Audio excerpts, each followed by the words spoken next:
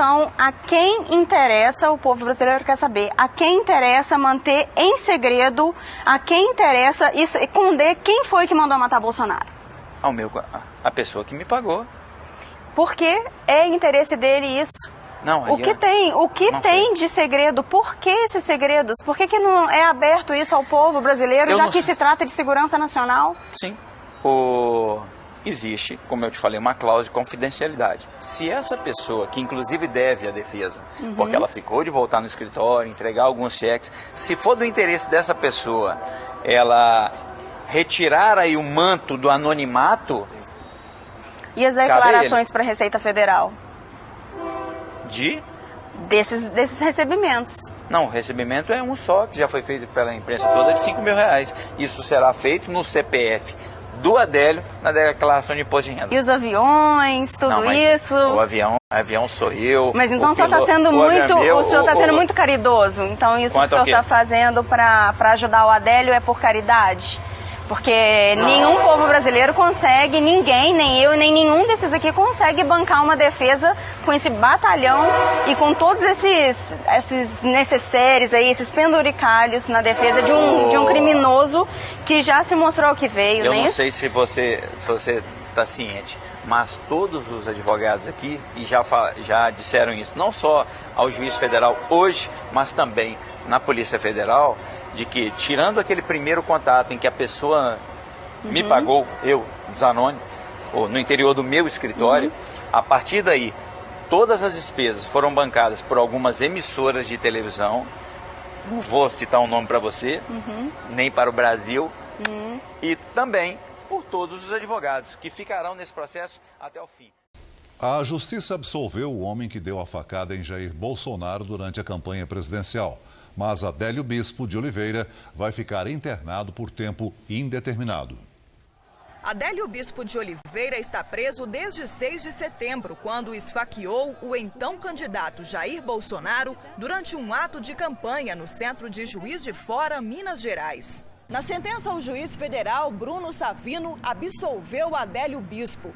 Ele usou a figura jurídica da absolvição imprópria, quando a pessoa é considerada incapaz de julgar os próprios atos. Na sentença, o juiz afirmou que, em razão do réu ser inimputável, absolveu impropriamente Adélio Bispo de Oliveira e aplicou medida de internação por tempo indeterminado. Adélio vai continuar na penitenciária de segurança máxima de Campo Grande, Mato Grosso do Sul, onde faz tratamento psiquiátrico. Jair Bolsonaro relembrou hoje, por meio das redes sociais, a facada recebida no abdômen em Juiz de Fora, Minas Gerais, durante a campanha de 2018. O mandatário agradeceu por ter sobrevivido e apontou que, se preciso for, a vida pela liberdade.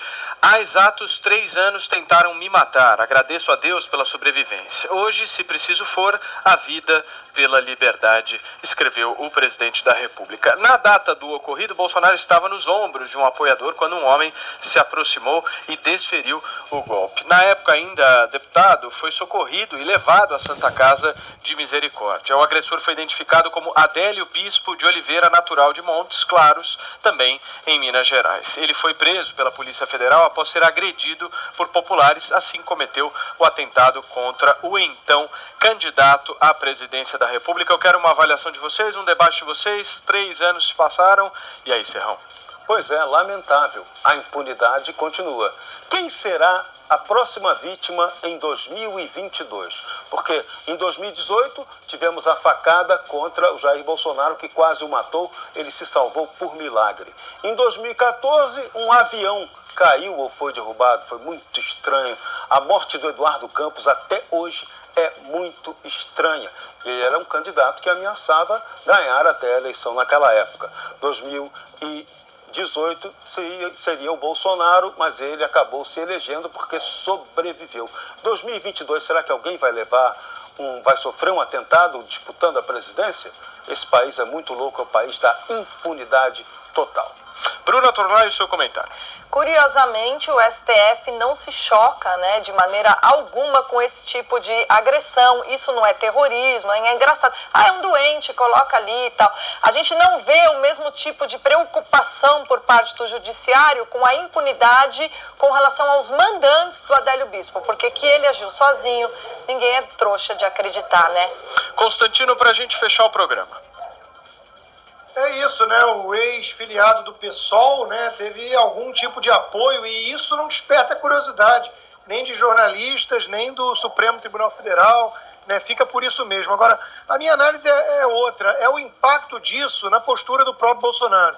Alguém que realmente é religioso, é cristão, acredita nisso, uma coisa como essas é óbvio que muda bastante a postura. Dá um senso de propósito, de missão mesmo, muito mais elevada. E isso talvez justifique aí a parte da garra que o presidente tem para enfrentar esse conluio todo, né? Essa tentativa toda golpista que vem do sistema. Né? Por isso essa mensagem, inclusive, de hoje, né? Liberdade ou morte, que ele passou muito perto da morte, né? E sobreviveu. E na cabeça dele ele sobreviveu porque tem algum propósito e alguma missão mais elevada. Né? Então é isso que ele está enfrentando.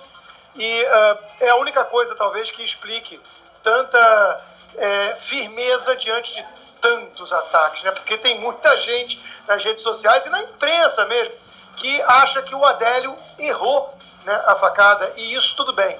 Isso não é discurso de ódio, isso não é nada demais. Serrão, mais 30 segundos, por favor. Por isso é absolutamente assustador a gente ter que aceitar a conclusão da Polícia Federal de que Adélio agiu absolutamente sozinho nesse caso, como se ele fosse apenas um maluco que tentou matar um candidato que ele não gostava à presidência da República. Essa tese não dá para engolir, é absolutamente inaceitável. Mas no Brasil, do rigor seletivo e do perdão conveniente, as coisas lamentavelmente funcionam assim. Ainda nesta segunda-feira, o presidente Jair Bolsonaro lembrou que há 3 anos foi atingido por um golpe de faca. O chefe do executivo tuitou, abre aspas, há exatos 3 anos tentaram me matar. Agradeço a Deus pela sobrevivência. Hoje, se preciso for, a vida pela liberdade. Ele fez essa postagem. E quem também se manifestou foi a apoiadora, a deputada federal Bia Kicis. Em postagem, ela diz, abre aspas, hoje faz 3 anos da facada, quem mandou esfaquear Jair Bolsonaro, fecha aspas. O atentado ocorreu durante um ato de campanha pelas eleições presidenciais de 2018 na cidade mineira de Juiz de Fora. Já neste final de semana, o apoio ao presidente Jair Bolsonaro foi notado no Nordeste do Brasil. Ele foi ovacionado por uma multidão no Agreste pernambucano, atingido aí antigo reduto de Lula e também de candidatos petistas. Adiante das imagens, aliados ironizaram as recentes pesquisas que apontam pouca chance de reeleição de Bolsonaro. Eu começo com você, Augusto. Você fez praticamente a primeira entrevista após esse atentado aqui em São Paulo. 1 minuto para você, Augusto. Olha, o presidente não morreu por muito pouco. Eu vi como é que estava o ferimento aí, porque o assassino, né, é assassino. E ele não só, ele enfiou a faca e girou. Ele não é um sujeito destituído, desprovido aí de faculdades mentais, não. Ele fez uma coisa deliberada, tá? Ele queria matar, ele raciocina assim, não é um louquinho. E aí já é um crime a ser esclarecido, né? Esse não tem, não vira meme, né? Não vira pergunta repetida, né? Todo o tempo. Quem é que financiou os deslocamentos do assassino, quem é que pagou o advogado, tudo isso aí está por ser investigado. 1 minuto também para você, Guilherme Fiuza.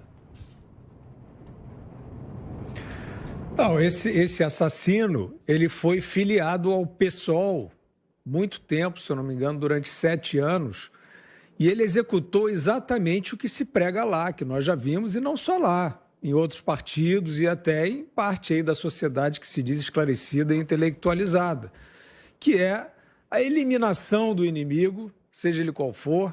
Quero sempre lembrar que no período do governo anterior já havia esse tipo de tentativa de estigmatização total e fatal, e depois sobreveio, então, esses democratas com gosto de sangue na boca, né, que pregam destruição, que pregam a eliminação do inimigo, o atropelo, né, e que dizem que a vida não pode continuar enquanto esse ser estiver entre as pessoas. Ele foi lá e meteu a faca.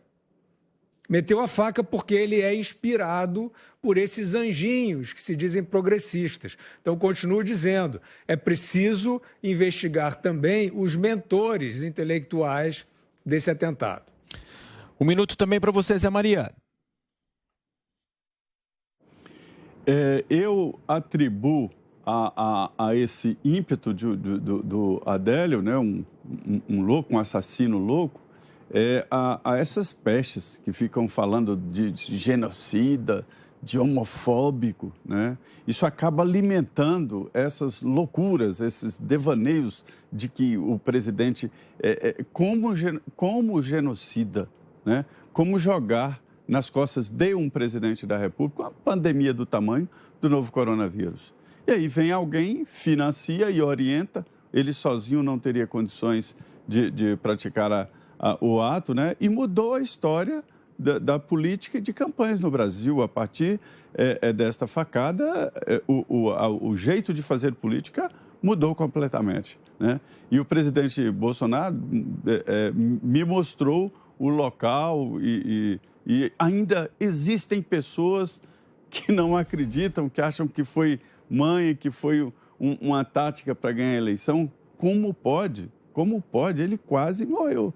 Quase morreu. Deus salvou a vida dele. Agora você, Ana Paula, um minuto também. Acho que já foi tudo dito, né? E isso que o Zé trouxe é muito importante, porque esse discurso de ódio, que é um discurso de ódio que pode levar a atos violentos, esse discurso não é retirado das plataformas sociais, das redes sociais. Esse discurso violento contra a vida de um ser humano, mas do presidente, na época candidato, esse discurso não é retirado da internet. Agora são